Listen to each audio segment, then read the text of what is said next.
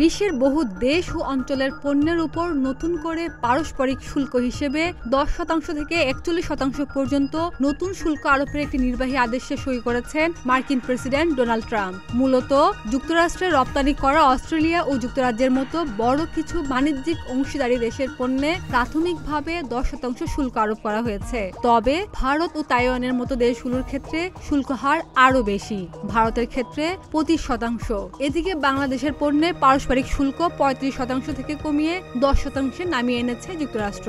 এই শুল্ক হার গতকাল থেকেই কার্যকর হয়েছে, আর এর প্রভাব পড়েছে ভারতের বাজারে। শুক্রবার ভারতের পোশাক বাজারের শেয়ারের দরপতন হয়েছে।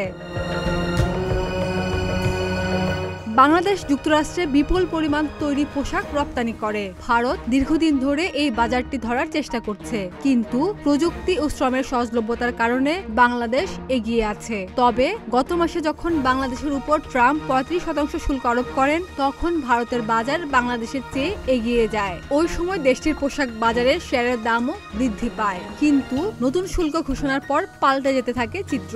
বাংলাদেশের শুল্ক কমানোর ঘোষণার পর ভারতের বিভিন্ন পোশাক কোম্পানি শেয়ারের দাম কমে গেছে। এর মধ্যে কেপিআর মিলসের শেয়ার 5%, ওয়েলস্পুন লিভিং এর শেয়ার 2%, অলোক ইন্ডাস্ট্রিজের শেয়ার 0.8% এবং অন্যান্য কোম্পানির শেয়ারের দামও কমেছে। ডেস্ক রিপোর্ট, প্রতিদিনের বাংলাদেশ।